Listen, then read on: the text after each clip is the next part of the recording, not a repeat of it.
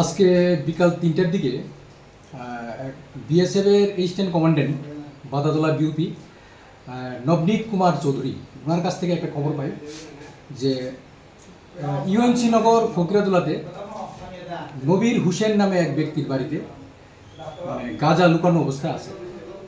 তো এই খবর পেয়ে তারা ওই বাড়িটা পুরো পরণ করে রেখেছে। এরপরে আমাদের পুলিশকে খবর দেয়।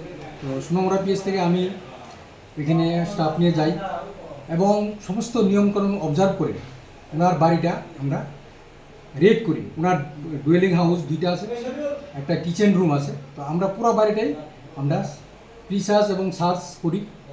তারপরে সার্চ করাকালীন ওনার রান্নাঘর থেকে কিচেন ঘর থেকে আমরা কিছু গাঁজা এখানে পেয়ে যাই এবং ওয়েট করে দেখি টোটাল 42 কেজি গাঁজা ওনার রান্নাঘরের মধ্যে রাখা আছে।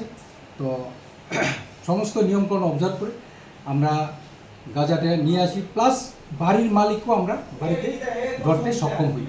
তারপর আমরা আসামি ওনার নবীর হোসেন এবং গাঁজাগুলা নিয়ে থানাতে আসি এবং এনডিপিএস অ্যাক্টে একটা কেস রেজিস্টার হবে এবং আমরা আইন মোতাবেক আসামির বিরুদ্ধে ব্যবস্থা নেওয়া। তার বয়সটা কত স্যার? ওনার বয়স 38 বছর হবে। কি মনে হয় আপনার গাঁজাটা কি বাংলাদেশের পাচারের জন্য মজুদ ছিল না? এখানে হয় এরকমই মনে হচ্ছে, গাঁজাগুলা ওরা স্মাগলিং করার জন্য বা বাংলাদেশে পার করার জন্য ওনার ঘরে রেখেছিল। তো বাংলাদেশে পার করতে পারেনি, ওরা সুযোগ পায়নি।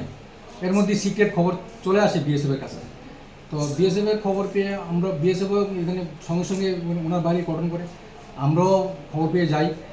তো তারপরে আমরা আমাদের অ্যাকশন করি।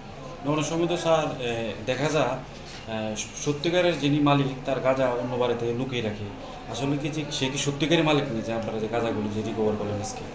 প্রাথমিক জিজ্ঞাসাবাদে জানা গেছে যে এই গাঁজাটি ওনারই। আচ্ছা আচ্ছা, ওনার নিজেরই, কারণ এই ধরনের কোনো আমরা ওনাকে জিজ্ঞাসা করার পরে এমন কোনো খবর আমরা পাই না। যতটুকু আমরা ওনাকে জিজ্ঞাসা পেয়েছি গাঁজাগুলি উই রেখেছি। ওনার কিচেন কোডের মধ্যে গাঁজা রাখা আছে, মানে উনি নিজেই গাঁজাগুলো রেখেছেন, হয়তো উনি সুযোগ পাননি সেগুলোকে পাচার করার জন্য।